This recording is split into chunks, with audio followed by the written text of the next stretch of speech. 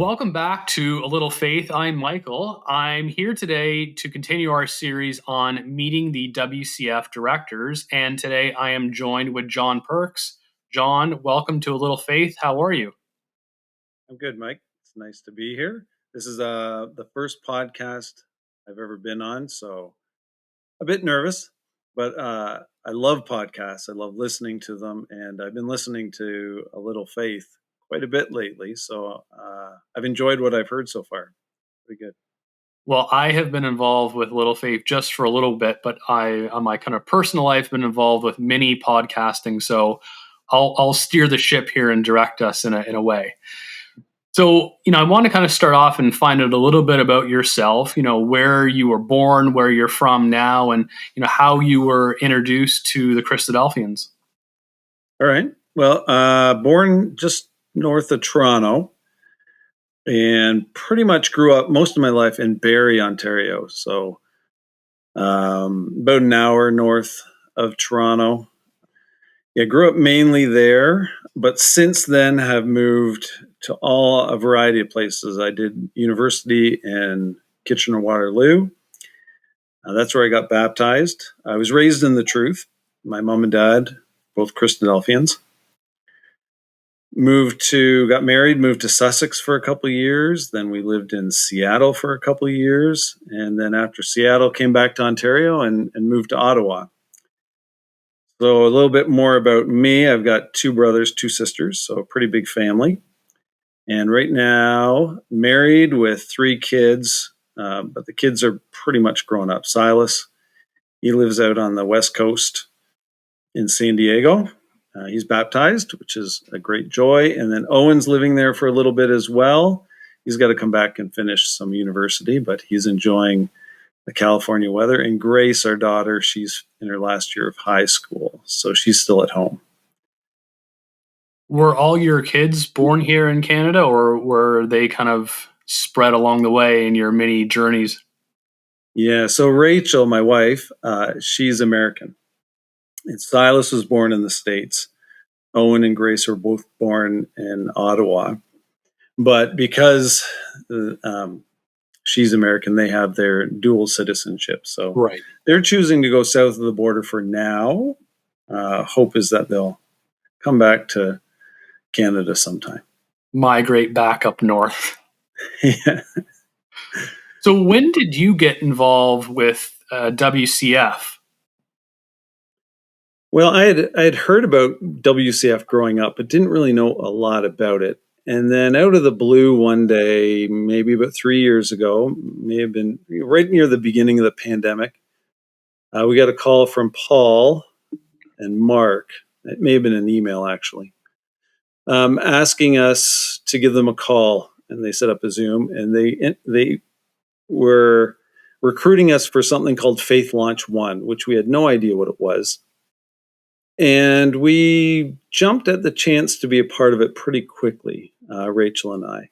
So we became presenters for Faith Launch One, which was unlike anything I think that had been done by Christadelphians before. It was 6 months. There was 4 different topics, and we were one of the presenters. So we had a 6-week section of classes that we gave and discussions that we led, and it was fantastic. Anyway, that was the beginning of our knowledge about WCF and what they did. And we were pretty involved at that stage. And has Faith Launch kind of petered out, or kind of evolved into any new programs? Well, Faith Launch One, I think, was very successful for a number of reasons, but one of them was the pandemic. Everyone was stuck at home. Mm-hmm. And so once a week, you sort of look forward to getting together and hearing some talks, some discussions, hearing faith lifelines and meeting some mentors, and it was just great conversation. And it really took us through a difficult year. Since then, they've done a Faith Launch 2, but by then people were meeting in person again. And I think it just sort of lost its steam. People wanted to be, at their meetings and outside and, just socializing again. But there is, and I know we're going to talk about it later, but there is a Faith Launch 3 coming out it's going to look a little bit different. Perhaps even look a little bit more like Faith Launch 1 was supposed to look like before everybody went into lockdown. I think that's similar to the online Bible school that they ran back in 2020. At that point, we were really kind of stuck through the winter and kind of getting antsy. Then we're back in the summer, but we're not really able to run any of the normal summer Bible schools that we would see across North America here. And I think that was probably with the success that they had of the online Bible school, and probably why Faith Launch was so successful as well. They just sort of given that time. And as you said, it's very difficult to replicate the feelings that people had back in 2020 or even 2021 to now. We are basically, out of the pandemic, as they would say, and return back to normal life. And you kind of have to adapt to what we're experiencing now. Yeah. And I think that's one of the amazing things about WCF, because that was thrown on us pretty quickly. And they came up with that program, and they came up with the music program, which has endured. And that was just a delight for so many brothers and sisters around the world. Like, just that quick thinking, the ability to mobilize people. That was pretty impressive. And I think now we're sort of in a similar situation, because the pandemic dealt a blow in many aspects of life, not just ecclesially, but now we're sort of this new scenario. How do we get people back engaged again? And so I think, with the people that they have, the resources, and I mean human resources, I'm sure they're going to come up with some pretty good stuff. So 3 years ago, did you immediately join the board, or was it more just someone who was helping out with Faith Launch? When did you join the board? Yeah. So back then it was just helping out with Faith Launch. Since then, I've been a bit more engaged in some of the things that they're producing, just as an audience member. But then back in the fall, I got another call from Paul and Mark, and I was like, "Oh, no!" I thought it was going to be, another Faith Launch or some sort of project that way. But they asked me to be on the board, and my initial reaction was, "Okay, how do I get out of this?" And I told them, I gave them all the excuses why they don't want me. I see myself sort of as a person of the trenches. Give me an assignment, whether it's leading a class, if it's, running a barbecue or whatever, and I'll do it. The organizational side is a much bigger challenge. But the reason I eventually said yes was I want to have my work boots on when Christ returns. I want to be serving, I want to be feeding. And, to be quite honest, I have a lot of free time in the evenings. I'm a school teacher, so I have summers off.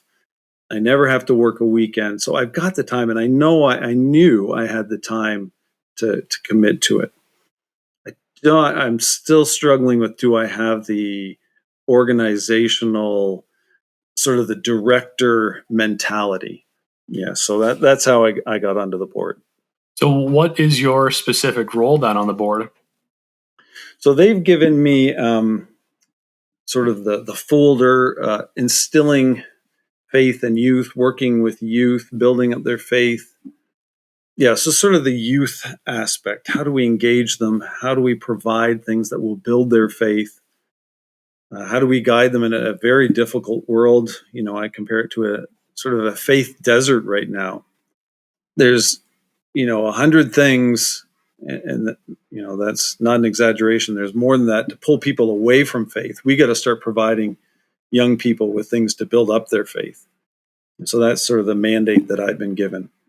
Do you think that your kind of background as a school teacher kind of lend itself to that kind of role?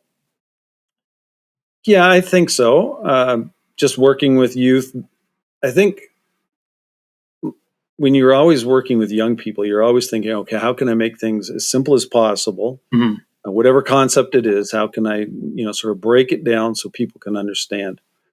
So I think working with youth, the same thing, and being able to see firsthand what young people are facing on a day-to-day basis, the struggles, the mental health issues, all the issues with technology and all the time they spend on technology. So yeah, I can see it, that definitely leading, perhaps why Paul and Mark reached out to me with that in mind specifically.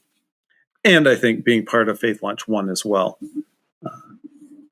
So what initiatives, I mean, you kind of made reference to Faith Launch 3, but what other initiatives are you working on right now and are kind of the most passionate that WCF is putting out?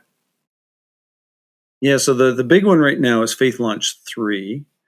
And I'm going to plug it a little bit here, Mike. I hope that's okay. That's fine with me. So Faith Launch 3 is a continuation of Faith Launch 1 and Faith Launch 2. But it's going back to, I think, what they intended with Faith Launch 1, which was supposed to be an in-person event. So we're in the planning stages. And as I mentioned, I'm not a great organizer. I'm more of a, get in there and get dirty and get stuff done. So what they provided me with is some great people to work with. So we've got Marcia Smoke and Lorraine Yake and Ben Link, and of course, my wife, Rachel. And together, we're still in the planning stages of it. But what it's going to be is a one-day event, probably over a weekend, sometime in October, early November, in the East Coast U.S. area, New York State area. It's going to be some talks on some subjects that will hopefully build and strengthen faith. But I think the most exciting parts are going to be mentor presentations, faith lifelines, which are always really engaging. When somebody shares their faith lifeline, things they've gone through and why they're still holding on to their faith and how they're maintaining their faith, those are exciting. The other exciting part that I hope will really take off is presenting the people who come. It's intended for 18 to 35-year-olds. It's going to be providing them with a whole bunch of volunteer opportunities, things that they could be doing to help build their faith. And we're going to hope that they sign on to something, whether it's writing an article for a magazine, if that's their talent, or volunteering somewhere, or running an outing for the CYC, whatever it is, to volunteer, to think it out, to plan it, and then to have sort of an accountability partner to help them meet those guidelines or their timelines to actually get it done. And then they help other people get it done. Like I said, whether it's an article or running a weekend or visiting in the elderly, whatever it is, just something to get their faith going. Because, we don't want it to just be a faith of the head, but of the hands and of the heart as well. So that's what we're sort of trying to build towards. And I think it's going to be limited space. So once the registration opens, people are going to have to get their names in pretty quick. Move very quick because this thing's Yeah. fill up.